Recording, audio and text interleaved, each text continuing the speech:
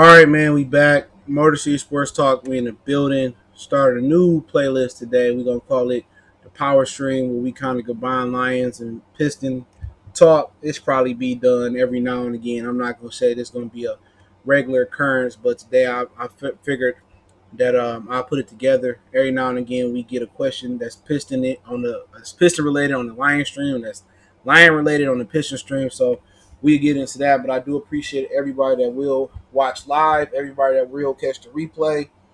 And today we're gonna be talking about the Piston GM search. Then we'll talk about a little bit Lions. Adam Rank said 3-13, and we'll talk about a few other things that's going around in Lion world. Don't forget that we are on Facebook, Instagram, Twitter. You can reach out if you have a business question, inquiry, sponsorship, video request. Twitter is the fastest way. Then I would say Facebook and Instagram. I got to get better. We're working on Instagram. Appreciate everybody for checking in. And I want to shout out a couple people. Shout out to Brent. I won't use your last name for a donation on PayPal. And also shout out to give me one more minute.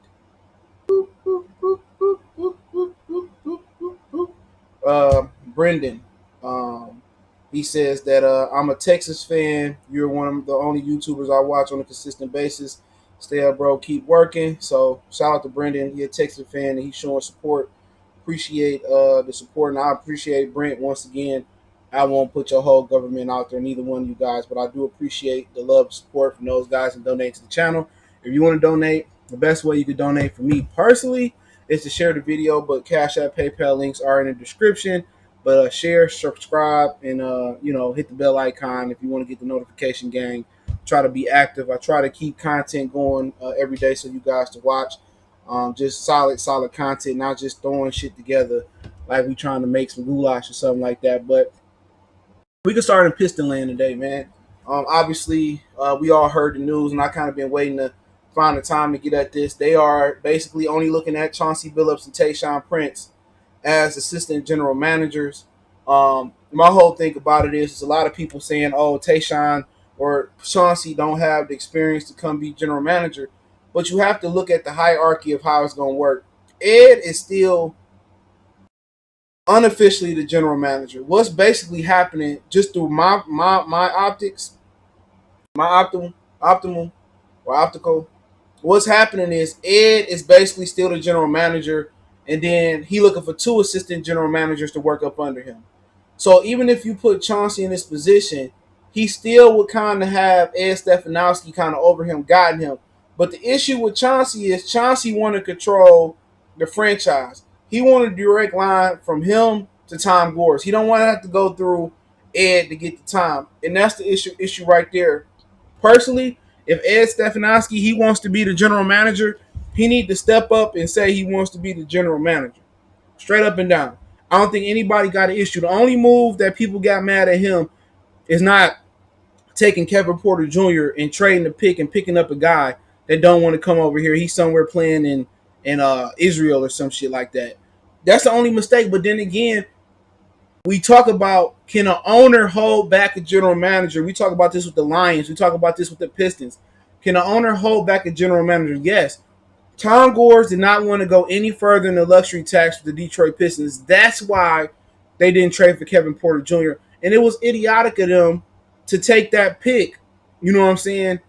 And they took on more money to get that pick by taking on Tony Snell, which was an issue. Kevin Porter Jr. fills a void right now for the Pistons. You could believe in Luke Kennard all you want to. You can believe it to him. You can believe he's gonna come and say the franchise on the white horse. It ain't gonna happen. You could believe in Kyrie Thomas. I think that boat is sailed. You want to talk about Bruce Brown playing the two? Bruce Brown is a one, and that is just what he is. So now you're in a position where you need a wing player. Kevin Porter Jr. is exactly what you needed. He averaged double-digit points last year. In a toxic situation with John Beilein and them basically revolting against him, and he said some bad words. He called them thugs, and he never recovered, but they never respected a 60, 70-year-old college head coach in Cleveland. It was even a rumor where Andre Drummond didn't want him to actually, be the coach and said he would threaten to opt out if they kept John Beilein. He disputed that rumor, but once you look at this situation in its totality, with the Pistons. To get a guy like Chauncey Billups, to get a name like Masai Ujiri or Sam Presti or a really, really big name to come here, they want to run the show. Ed want to be a part-time GM. He want full credit, but he doesn't want to do the day-to-day groundwork. That's why they're going to hire an assistant GM, and that's why they're going to hire a GM. Why didn't you think Malik Rose left? Malik Rose didn't leave because he wanted to leave. He left because he thought he was going to be promised a general manager position, and they probably said, well, you got to interview like everybody else, but you still going to be working under Ed. He said, I've been working under Ed for the last couple years. So, basically this is going to be a position where they're going to groom the general manager and assistant general manager. And if I'm Tayshaun Prince, honestly, I don't want to believe the hype. Salute. I don't want to go somewhere where it's a parallel move. You know what I'm saying? It's a move that I'm not moving up, I'm not moving down. I'm the assistant general manager of Memphis. If Ja Morant continues to elevate the Memphis Grizzlies, I know Memphis gonna win. I know we win. I'm gonna get a shot to be a general manager somewhere else. If I go to Detroit, they don't have any cornerstone players like Ja Morant right now. So if they lose, my stock go down. So if I'm Tayshaun, why would I take maybe a move back? Because we know what Memphis is gonna be with Ja Morant. Once franchises like Memphis start winning, people start picking the talent off of the tree. You know what I'm saying? They start picking that talent off the tree. Let's pick the talent. So, for Tayshaun, I don't think, it's a good career good career move to come here. It's a parallel move, if not really a move backwards. Chauncey Billups, for people hoping that Chauncey come here, Chauncey is not about to leave ESPN and work under Ed. He not. You know what I'm saying? So their best case scenario is to get one of these lower guys that's failed somewhere else, like Madonna, whatever his name is, from the Suns, or Wes Wilcox with his racist ass. I don't care if he got a black wife or not. The kid from the Brooklyn Nets or the guy from the Oklahoma City Thunder. So, it is what it is with the Pistons. If you want to know why they won't land Chauncey and they won't land Tayshaun, or they won't land a Masai Ujiri, or they won't land a Sam Presti, or they won't land maybe a network guy you like, or bring back Joe Dumars or Reggie Miller, Kenny Smith, or Reggie Miller, Sharif Abdul-Rahim, or they probably won't land the Shane Battier, or they could land the Shane Battier. But the reason is, once you become a general manager, you want to build the team in your mode. You don't want to have somebody looking over your shoulder. What Tom needs to do is say, look here, man. Ed, you can be the advisor or you can be the GM. You got to pick one. You know what I'm saying? You can advise me, and you can let the GM make the moves he need to make, or you can be the general manager, and that's going to be the issue. When you have hierarchy issues like that, don't nobody worth a damn, or that's going to be really, really good, or they're going to leave a situation to come to Detroit, just straight up and down, to work under Ed Stefanowski. So, that's just the God honest truth about it. Realistically, you're probably going to get a name that you don't like. But that doesn't mean it's not the right move. I'm not mad at what Ed done so far. I think the mistake that Ed made with the Kevin Porter thing, and we can go through the mistakes that he made. I think the mistakes that Ed made, it's not up to Ed. They like Darius. They like Darius Baisley. They would have kept the pick to pick Darius Baisley with the Oklahoma City Thunder. So it's something about Kevin Porter they didn't like. Maybe the attitude. Maybe it was some issues he had at USC. And appreciate it, Eddie. Salute. Was that? But guess what, man? You got a veteran. You have a veteran locker room. You have a veteran locker room where you got Blake, you got Derek, you got Tony Snell, you had Andre Drummond, you had Luke Kennard. So it wasn't a situation where Kevin Porter was going to a young team like the Knicks or a young team like Memphis where he would have flew off the rockers. That's the problem with Detroit. And that's for the Lions and the Pistons. And I really can't speak on the Tigers or the Wings. I don't follow them like that no more. But between the Lions and the Pistons, they don't take chances on character players. Every player have character issues, no matter how good they seem. They talk about how Peyton Manning was a goody two-shoes. It's a story about him putting his scrotum on a girl's head in college and they covered it up. You know what I'm saying? You think Tom Brady ain't did shit wrong? You think, LeBron is a squeaky clean athlete? People make mistakes. They look for these guys that haven't been caught. Even the guys that you drafted have done some dumbass shit, but they just haven't been caught. When you in a position that the Pistons were in last year, there was no reason not to take Kevin Porter Jr. unless it was financial. It was stupid. You get a lottery talent at 30 because of character issue, and you got a locker room full of strong, high character guys, from black to white players to a black head coach. It didn't make no sense. And he had a great rookie season. He probably would have had a better season with Detroit because Luke Kennard wasn't worth the damn last year because he got tendonitis in his knee. Derrick Rose, he would have made Kevin Porter better. That was a position we wouldn't even have to worry about. We wouldn't have to worry about that position, but they passed up on him because of some character issues. The talent was there. That would have been another piece you would have had to fill out the puzzle. Right now, you hoping to keep Christian Wood. You got Diambo, and you would have added Kevin Porter, and you would have had a shooter like Sivi Malak off the bench. That would have been a great nucleus to start off with. And they still got a good nucleus, the Pistons. If Wood continue to excel and Diambo excel and grow into the potential we know he will, that's two good players right there. So really, you got two pieces right there and there. Now, if you hit with the piece this year, you hit with a piece next year, and you hit with another piece the year after that, the Pistons is looking good and they not spending money. Not nothing. There's a salary cap in the NBA. I believe Glenn Big Dog Robinson came out of where he come out of? Fuck, where he played at? Was it Purdue?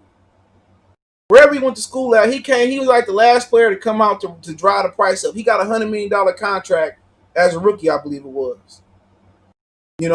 So when I look at this situation, last year I was very upset with Ed, and I think it was more of a Tom Gore situation. He didn't want to spend that money. I was upset with Ed because last year was supposed to be, okay, this the last chance we're going to really try to go and see what this team potential was. That's what it was. It was like, let's see where the ceiling is for this team. And we need to go try to win right now. You had a win right now player in Kevin Porter who would have been a rotational player, even though last season didn't play like that because Reggie came out the gate injured. Blake came out the gate injured. Luke Kennard primed his lawnmower up. He primed his John Deere up, and then he got injured. So everybody went down last year. Even Kyrie Thomas went down last year. And we can just continue to talk, but James says, is it that these two owners are protecting their non-professional sports products and business reputation, i.e. Ford Motor Company? I don't know. I mean, how can you protect something and you tearing something down? You know what I'm saying? As far as Ford, the Fords ain't really had the William and Martha. They ain't had no real touching with the Ford company. But they kicked his ass out the plant. You know what I'm saying? And he's a stone cold racist too. Go look up his family history about how they treated black employees in that Ford plant in Dearborn. How he hired the mob and gangsters to beat up people when they picketed. How they paid blacks a significantly lesser wage at Ford Motor Company. How they didn't give them breaks. How they followed them to the bathroom. I mean, we could just talk about them in general. If you brought up a lot of these people history, Jerry Jones, Martha Ford, and a lot of these owners' history, and you brought it to the forefront, they would have to be forced to sell their team like Donald Sterling. Donald Sterling was he wasn't an isolated incident. Mark Cuban called Kenya Martin and told his mama that he was a thug. We just talking pure fucking facts. If a lot of this was brought to the forefront, a lot of these owners will have to sell their teams. Especially right now what's going on, and when we're in a quarantine, when everybody can focus on everything. You can focus on your kids. You can focus on what's going on home. You can focus on your wife. If you're a lady, you can focus on your husband. And you can see everything in its totality on what it really is. It's a lot of parents that's finding out it's not the teacher, it's the kid. I went to school to be a teacher and changed my major. And that's the best thing I probably did. But back on the topic, no. If anything, them creating a losing atmosphere in a proud city that supports losers and winners and anything in between, that's hurting their reputation even more. I don't know nobody in the city of Detroit that like Martha Ford, that like the Fords. They it's a lot of Lions fans that switched. You know what I'm saying? They didn't put a full effort into running a football team. They cheap like the cars they make. What they say about Ford, the problem is circle. And Tom Gores, he don't know what he doing. That's why he hired. And I'm not mad that he delegated to Ed. But my issue with him and Ed is this. And like I said before, I'm gonna continue to go over Ed mistakes. My issue with Ed is that take a role, become the general manager, and hire you 2 assistant managers and run the team like you want to run it. Don't just have 1 foot in the door and 1 foot out the door. Make sure I hit the thumbs up button and share the video, please. That's it. But you can talk about some other mistakes he made. People got mad because of what they got for Andre Drummond. Okay? One thing you have to look at, excuse me, one thing you have to look at is that all these Drummond loving people, he put a target on his back to begin the season. He said, I can't wait to be a free agent. Once he found out that he wasn't worth what he was worth on the market, he refused to say, I will opt in so the Pistons can get respectable compensation. Had he told the team that he would opt in, he might have ended up with the Clippers. He might have ended up with a championship caliber team. He negotiated with the Hawks, and I think he negotiated with some other teams, and the Pistons couldn't trade him. Which takes me back to last year. Well, 2 seasons ago now. They should have traded Blake Griffin at the trade deadline, and they should have traded Andre Drummond. But who fault was that? Who fault was that? Was it Ed? Or was it Tom say, you know what? We ain't trading Blake or Drummond. We gonna make a playoff push. We right there on the 8th seed. We right there in the 7th seed. We gonna make a playoff push. So a lot of times when you blaming Bob Quinn, or you blaming Matt Millen, or you blaming Martin Mayhew, or you blaming Ed and Malik Rose, or a lot of times when you blaming those guys, or you blaming, well, all the blame Stan Van Gundy. He had more power over the franchise than Ed, it seemed like. It's usually the owner that want to go with these decisions. Now, if Ed advice wasn't like, you know what, we need to blow it up. Right now and then, the Pistons could be 1 or 2 years ahead of the curve as far as rebuilding. Had they traded Andre Drummond, they probably got a late first-round draft pick. They probably would have got a young compensation. They had to trade Blake Griffin at the trade deadline a couple years ago. They probably would have been able to get something. Then they could have let Reggie Jackson go. Had they started this rebuild 2 seasons ago, it'd have been ahead of the curve. Just straight up, and that's a fact.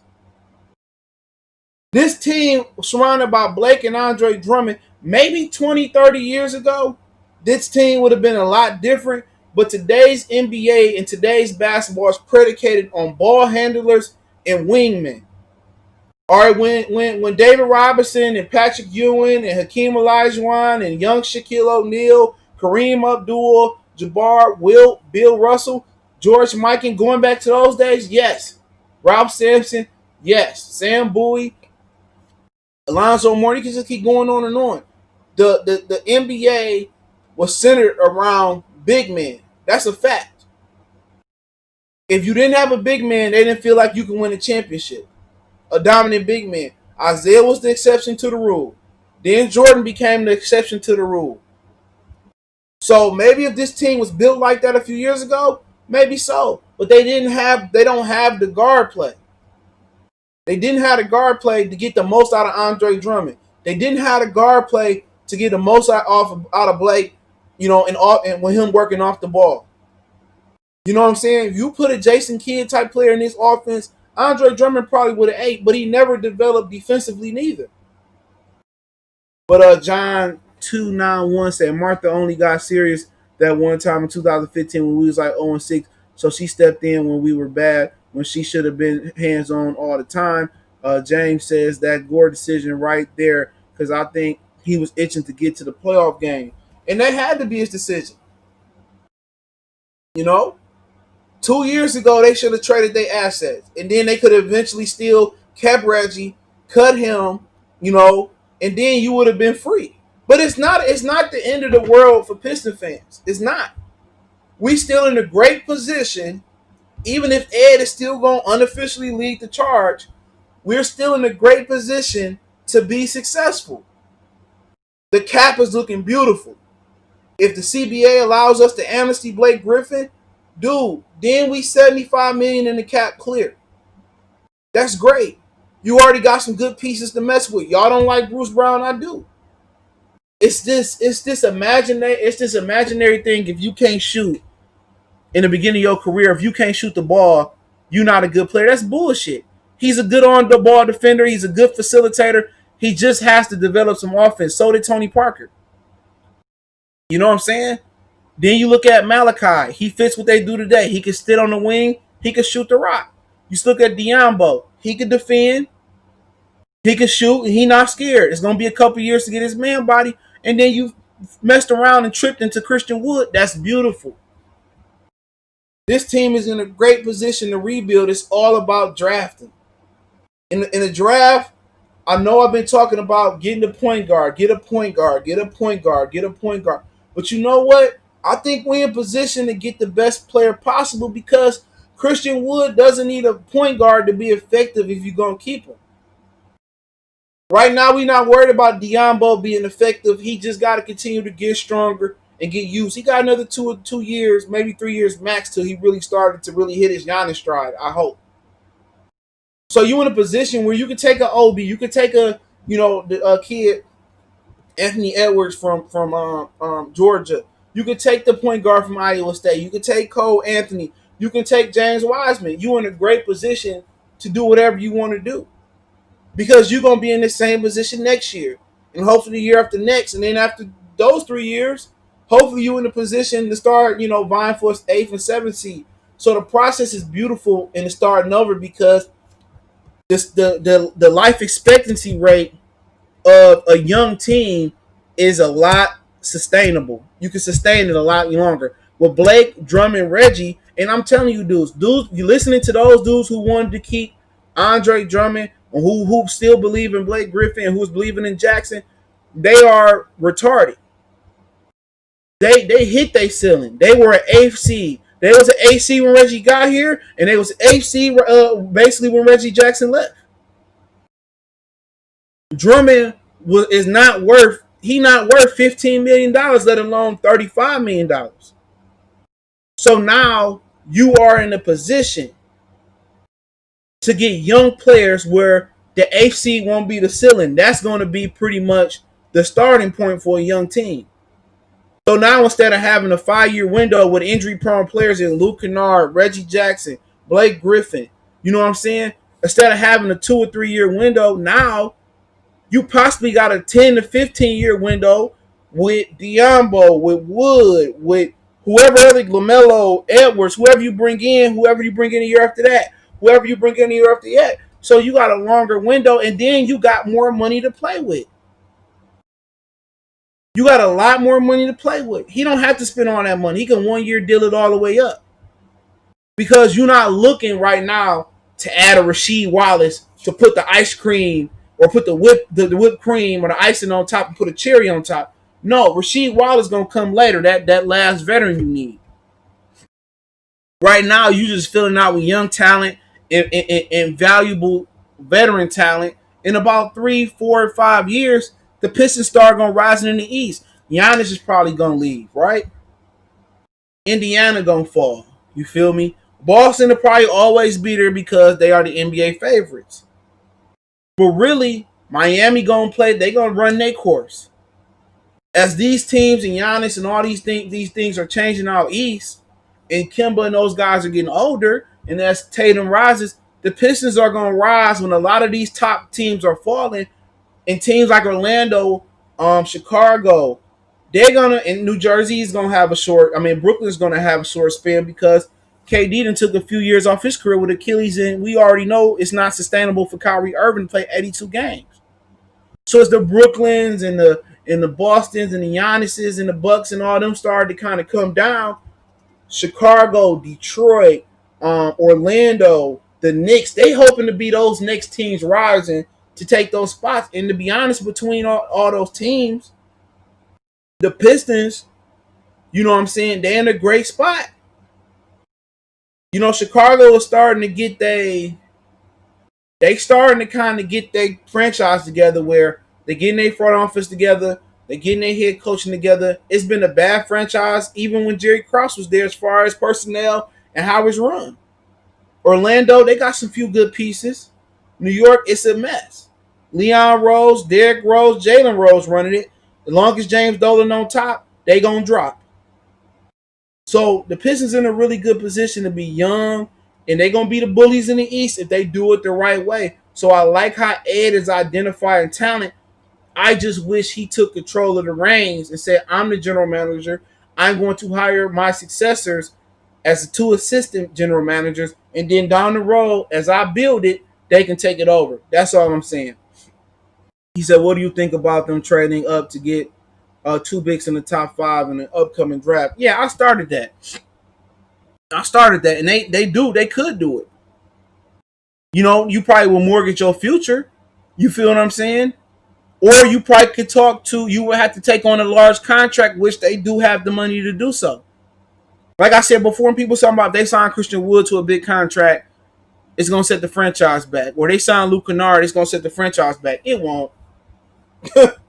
It won't, because you build them through the draft. So you could take on a Draymond Green contract and still be good. You know what I'm saying? You could take on Draymond because you still making amnesty Blake Griffin. Okay. So you look at the two top 5 players, and when you do that and take on like what Draymond extension was, it was in 3 or 4 years for $100 million, whatever it was. When you take on that contract, when you get 2 top 5 picks, you better hit right. Especially if you have to give up a future pick. You better have 2 players up there you hit right. If it's LaMelo and Wiseman, or if it's LaMelo and Obi, or if it's Obi and Cole Anthony, once you get you get those 2 top 5 picks and you take on Draymond contract, you have to hit the picks right. And I like the way Ed is identifying talent. You know, we haven't really got a chance to see Kyrie Thomas, but how many second round picks work out? I'm in the minority. I like Bruce Brown. I just think he need to just look at what Tony Parker did, get a floater, finish at the rim better, and just get a mid-range game. You don't have to have a 3-point game to survive in this league, but yeah, I like that. What sucks about the NBA is you can build your team right like the Jazz. They're a good team, but unless 1 or 2 superstars come to your town, you're not going to beat LeBron or the Kawhi Leonards. And the issue is this. The Pistons have never had an issue really kind of getting talent here, trade, but in free agency it might change with the new practice facility, the new arena. I mean, and the difference is if you draft that talent, see the thing with the Utah Jazz is no black player wants to go to Utah, straight up and down. Shit, a white player in Gordon Hayward didn't want to stay in Utah. Detroit is not bad. You right by Canada, you right by New York, you right by Chicago. A lot of players tend to come to Detroit and they tend to love it.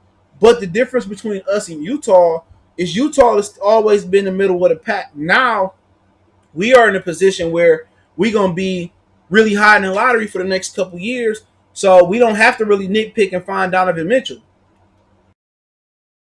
If you get in the top 5, your prospects are there. It's easier to pick from elite prospects when you at the top 5 or top 3 or top 2 rather than you at 7, 8, 9, 10, 11, 12, 13, 14, 15 range.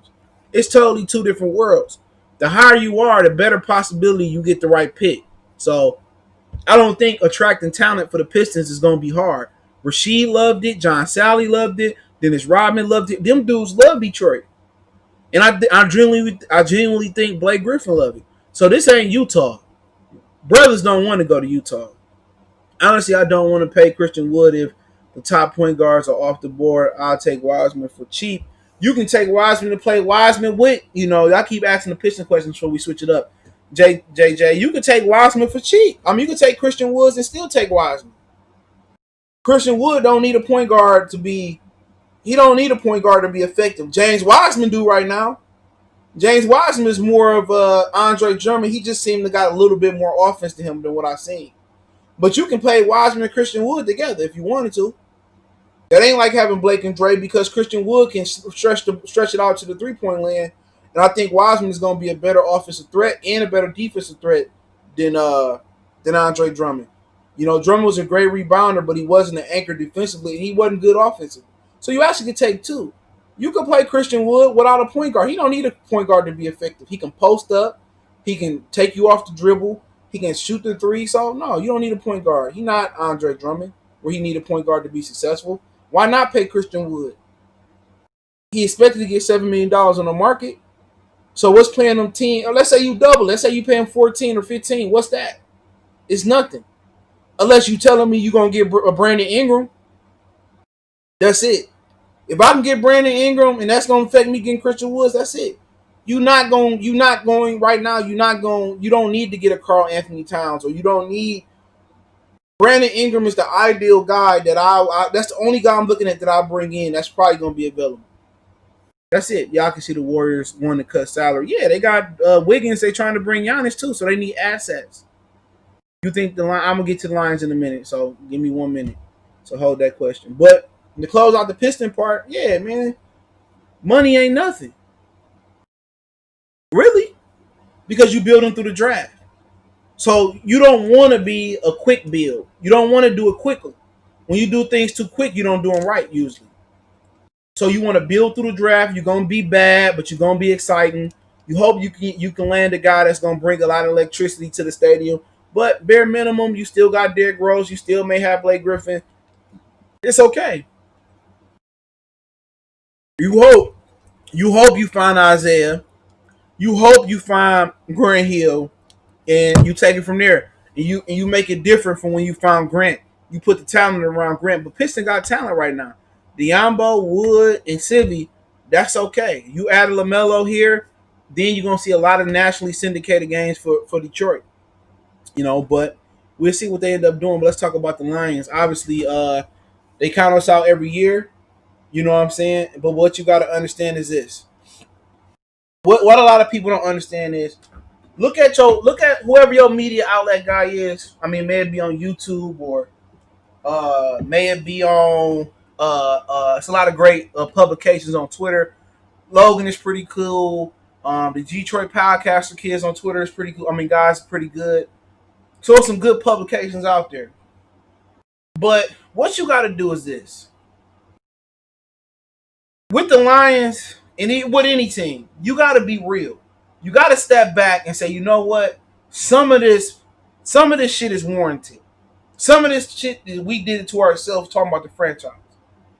We ain't won a playoff game since 1991.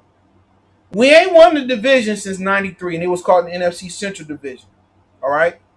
Those are the facts. We haven't had a top 10 rushing game till we ran Barry out of town. These are the facts. We've wasted Matthew Stafford's talent. So Martha, Rod Wood, Patricia, Bob Quinn, they have to change the narrative about the Lions. SOL, drinking the Kool-Aid and dying, that has to go. Straight up and down. Every year you can go here and pump your pom-poms and say this is a year, and every year motherfuckers like Adam Rank is always right. ESPN Power Index is always right. We can get mad at the ESPN for not talking about us, for saying the same old lines and not getting our respect. Respect has never been given to no Detroit team since I've been alive. It's always taken. We got to take our respect. Our players got to have a different mentality. Matt Patricia got to have a different mentality. And Martha got to fucking want to win. That's it. She got to get somebody that's a football advisor who knows football and trust their word and build this franchise the right way. We can't attack everybody, and every year they proven right. You know what I'm saying? So at the end of the day, I gave up predicting the Lions season. I used to do it as a kid. The schedule used to come out in the newspaper. I said, this is going to be a win, this is going to be a loss, this is going to be a win, that's going to be a loss. We're going to go make it to the playoffs, and it never happened. The Lions are the most unpredictable thing on the face of this earth. You can know what a loose dog gonna do before you know what the Lions gonna do. You can know what a crazy madman gonna do. You know, we knew what the Unabomber was gonna do before he was gonna do. You don't know with this team. I don't bet with him, and I don't bet against him. Straight up and down. That's the God honest truth. So how can you continue? How can you continue to get mad because we continue to be the doormats in the NFC North? Every time they say we gonna trip, we trip. So it got to change. And remember, this represents a new era for the Detroit Lions because Mayhew and Lewan got promoted after going on 16 under Matt Millen. They was the guys in Matt Millen's ear telling him to take Charles Rogers over DeMarcus Ware and over Andre Johnson.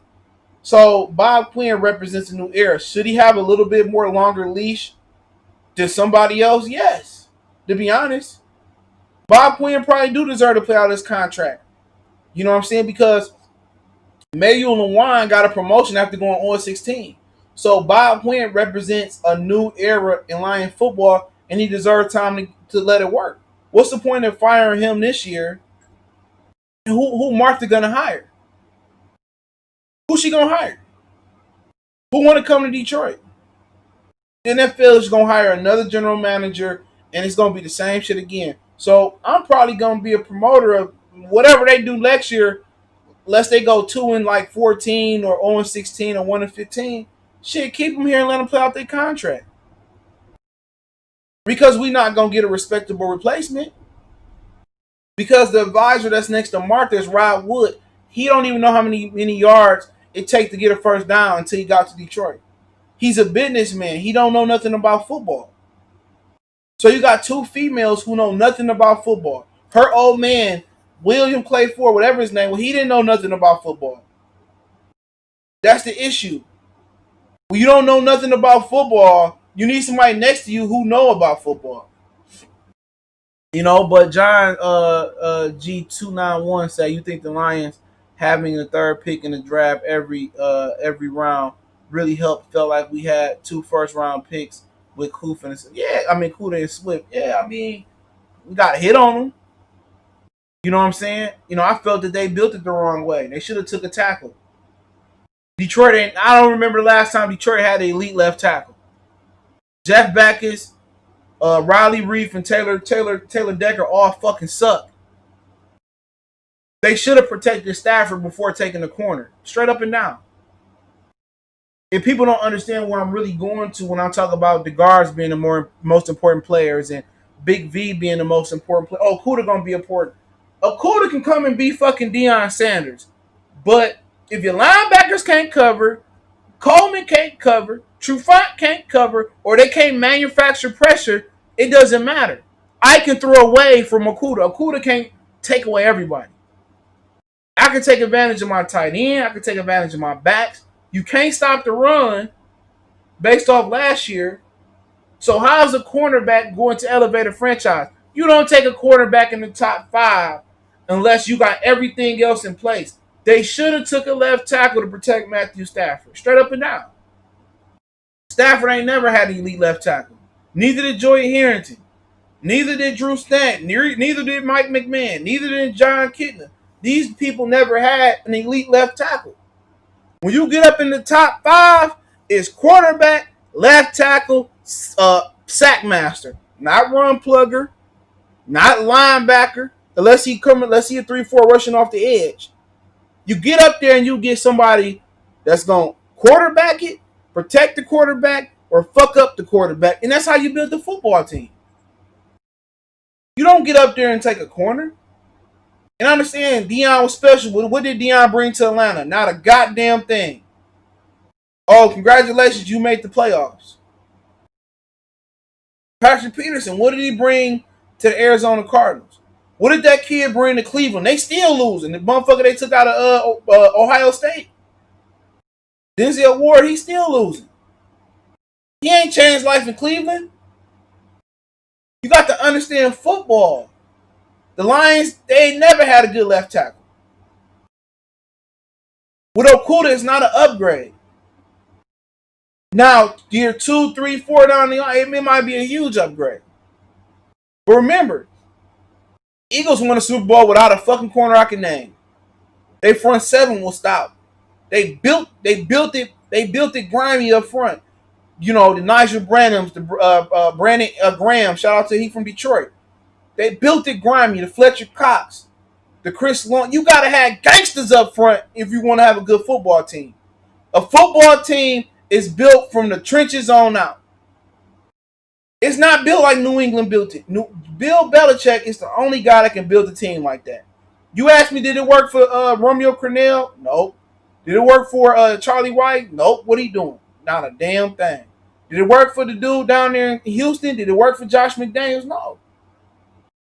It don't matter if it's 1920 or 2020. A football team is built from the trenches on out. And one thing the Lions ain't been able to do is run the football and stop the run and get after the quarterback. Those are the things you need to do. They got the double quarterback. You put Stafford on the 1991 Detroit Lions, they probably win the Super Bowl. Straight up and down. And that's all I'm saying. That's how you build a football team. Not with Taylor Decker. Taylor Decker is arguably he's terrible. Terrible. And I don't know why the Lions like these slow ass white left tackles, man. You ain't Green Bay. You feel me? We are only NFC team not to win their division at least once in the last 20 years. So yeah, we gotta earn respect from the media. Yeah, I'm not done fighting with the media. Shout out to John. Not a real Lions fan, but the best thing, that's his name. But he says the best thing to happen to the Lions is when they got Jamie Collins and Harmon, they're going to change the locker room automatically. I think if you talk about changing the locker room, they ain't got shit to do with it. The best thing they did to change the locker room was get rid of Quadre Diggs and Darius Slay and Damon Harrison. They seem to be bad apples. I'm just going to say straight up and down. I think Patricia, that relationship between Patricia and those three deteriorated. So you had a lot of bad apples there. Damon Harrison, he had a gripe. You can't be a 320-pound, 350-pound man and trying to do what, Warren Sapp can do. Or do what Aaron Donald can do. He's not that. He's a run plug. He's a first and second down guy. You know what I'm saying? He ain't a dancing bear. So, the best thing they did was get rid of the bad apples. But the problem is this. It wasn't like Darius Slay didn't do his job. Now, Harrison, he probably didn't do his job because he didn't feel comfortable in the position he was in. We heard from Akeem Ayers say the same thing. After one day, he quit and say, shit, I ain't like the position he was playing me in. He ain't the only guy. But I think the best thing for the locker room was getting rid of the bad apples. It had to be done. Obviously, we got rid of talent. Quadre went to Seattle, and he flourished. Right after Minka Fitzpatrick, that was one of the best, trades last year. He flourished in Seattle. He made the playoffs. You know what I'm saying? This is a guy that we developed here. He was a nickel, and we found out he fit at safety. Darius Slay, he going to go to Philly, and we'll see what he do. With that front seven, unless he get injured, he going to thrive. Damon Harrison, he ain't on no team right now. But eventually, somebody will pick him up. But the best thing they did for camaraderie reasons was got rid of the bad apples. Collins and Harmon, they ain't got to convert nobody no more. Who is there to convert? Everybody that was with the previous regime is gone. Glover, Quadre, Darius. You can just keep going on. DeAndre Levy gone. Stephen Tulloch gone. You know what I'm saying? Ndamukong Suh gone. So everybody's gone. So it's nothing to convert. The locker room is totally Patriot guys. Everybody that's in that locker room that's going to start, maybe even all the backups too, have been picked by Bob Quinn and Matt Patricia down there. Shelton, Nick Williams, Deshaun Hand, Trey Flowers, John Panizzi, PJ Hall, Antonio O'Brien, Julian Okora, you know what I'm saying? Jamie Collins, Jared Davis, Tanani. Who else we got? Christian Wood. They brought him back. Justin Coleman, they guy. Desmond Trufant, they guy. Okuda, they guy. Mike Ford, they guy. Armani, they guy. Walker they got, Harris they got, Harmon they got, Collins they got. So everybody on defense is, it's already done. They know what the system is. They gonna buy into the system. My opinion, the system is broke. You can't go out there and play man as much as they do. They played man the second highest in the NFL last year. And the only reason they wasn't number one is because injuries forced them to play zone. You can't go out there and play man and not send pressure. Just straight up and down. Would you say the league rushed Stafford more than half the time? Would you say the league rushed Stafford more than half? What you mean as far as rush? You talking about blitz Stafford? I couldn't really tell just from my memory. But when you play the Lions, you don't play the run.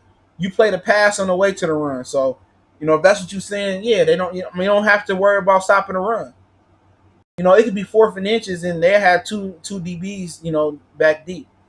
John said, yeah, protect your quarterback and get a guy to get the opponent's quarterback. Two most important things, and it's two of the things the Lions have failed to do throughout their franchise. That was my part right there. Not a Lions fan, but the question is, Big V better at left tackle or right tackle? Yeah, left tackle. Shit, that motherfucker's a guard, to be honest. He's a guard. He ain't no left tackle. I'll tell you that right now. He ain't no left. Shit. He ain't no left tackle. He's a guard.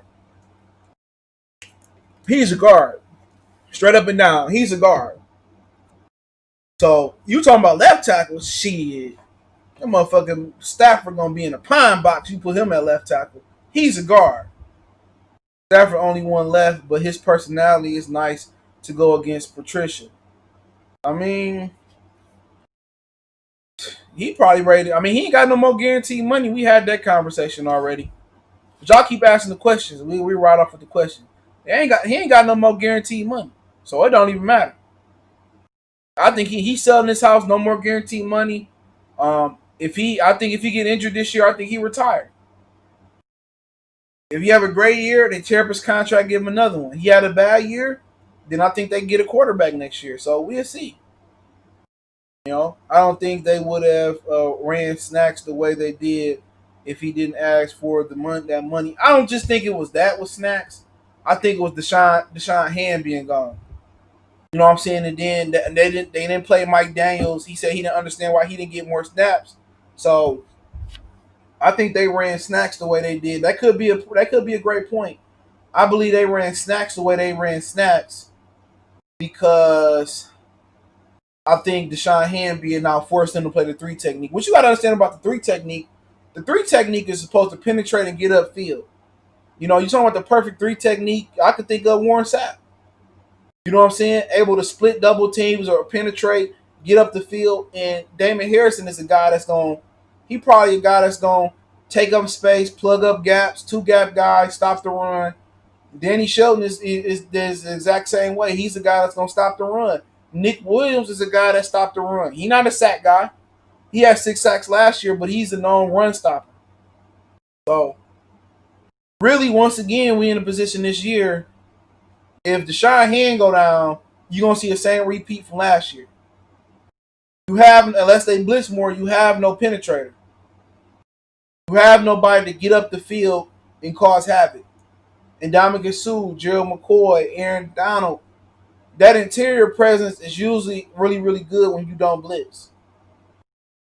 You know what I'm saying? So, it is what it is.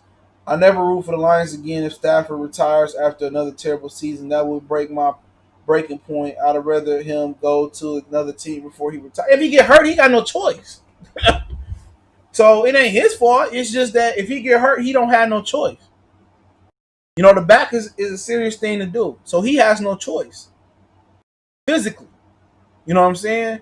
So I'm saying if he do retire, it's probably going to be because of that injury. It's the same injury that retired Romo.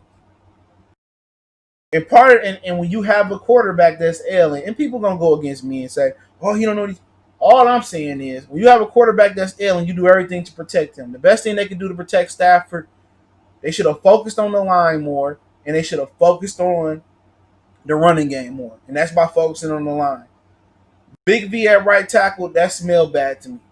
He should be a guard. You may see a situation where Crosby start at right tackle, Big V at guard, Jonah Jackson another guard, Ragnow in the center, and Taylor Decker. So, that's some things I may see. Me personally, what I would do, and they got the other kid from 49ers, people talking about he pretty good, but he ain't never healthy. So how many players that, hasn't been able to sustain health have come to Detroit and been healthy? Not too many, and that's in the football league. I still think they should sign Larry Warford back. I think Jonah Jackson, you could plug him in. Frank Ragnar, you could plug him in. You know what I'm saying? And, with Big V, if you can get away with him at right tackle, get away with him. But what you got to understand is if you play Big V and Taylor Decker at tackle, you got two guys that's inferior at their positions. I'm just be straight up. Taylor Decker can't play left because he ain't good enough run blocker. You know what I'm saying? And that's just the God honest truth. Big V is better in the inside, but you get away with him at right. I never understood paying him all that money. You could have took that money. You could have took that money and did something else with it. You could have just said, you know what? We're going to trade down, or we're going to take Andrew Jackson, or we're going to trade down and take the kid out of Louisville. We're going to play him at right.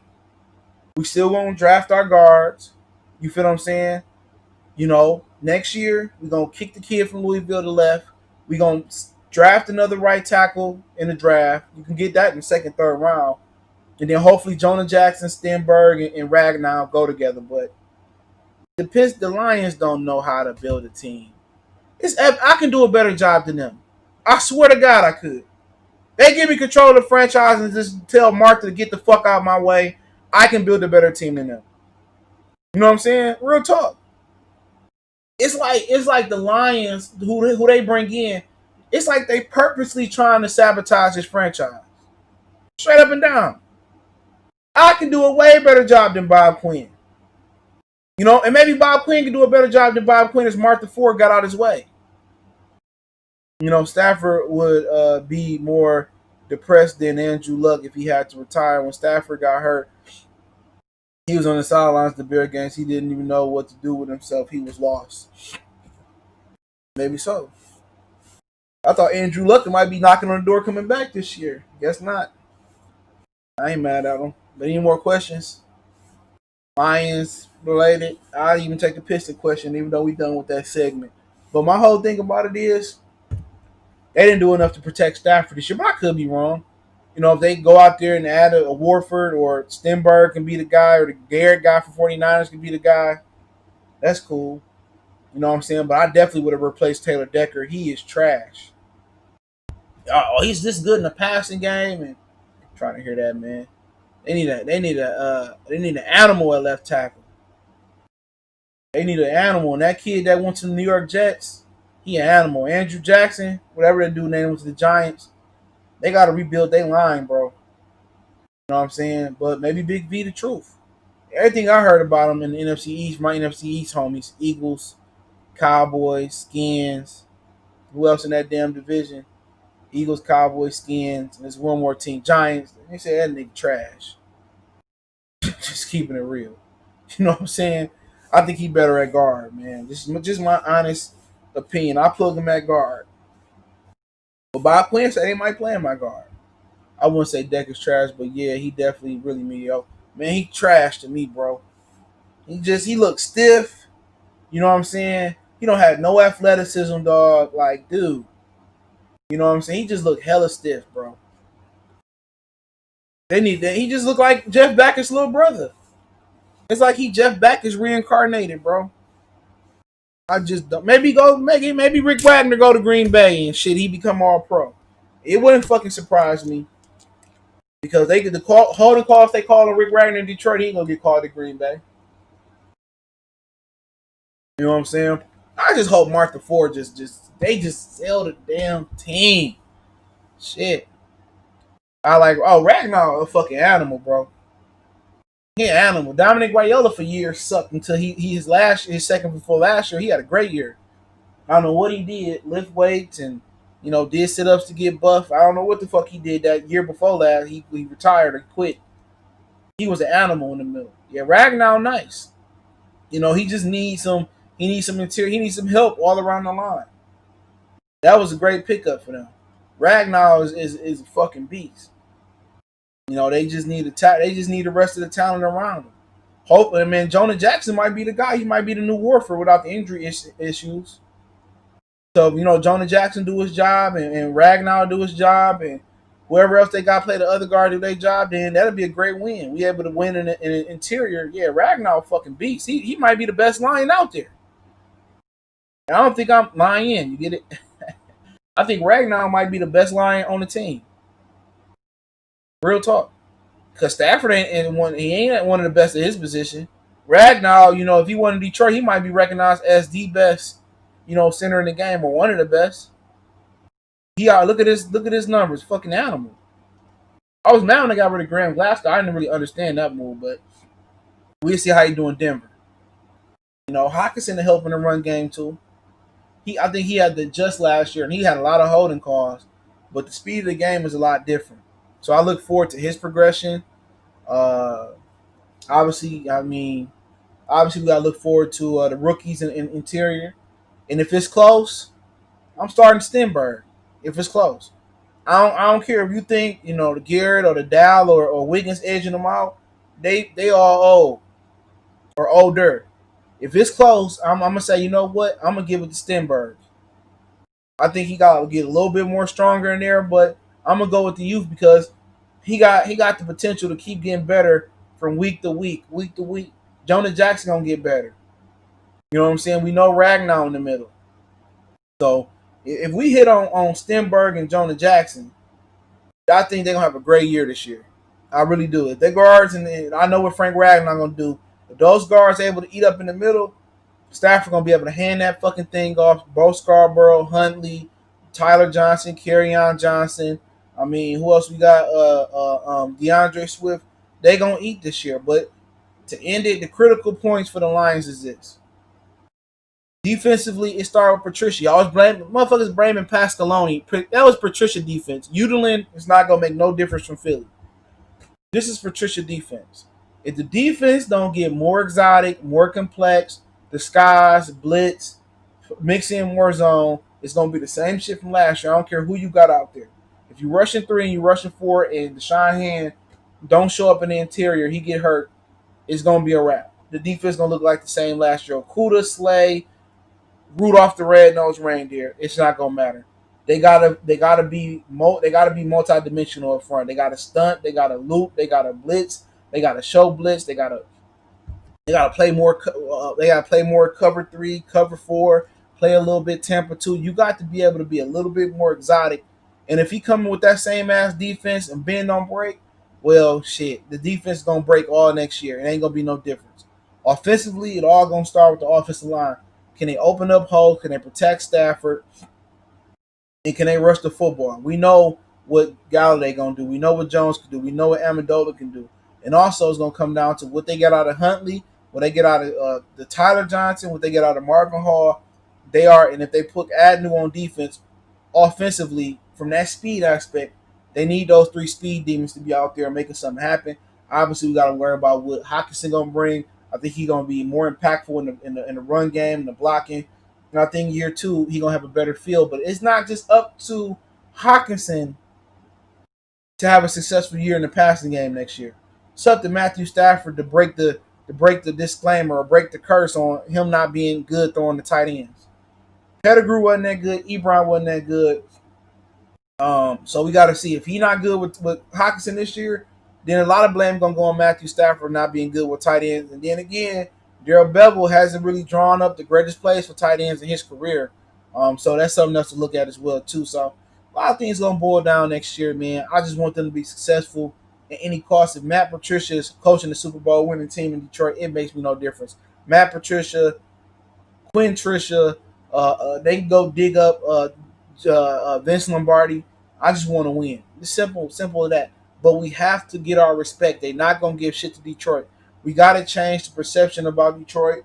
We gotta win the division. We gotta win a playoff game. Then we get the primetime games. But we'll see what happens, man. I do appreciate everybody for tapping in. Make sure you share this video. I do appreciate it if you do share the video. Want to make a donation, share the video.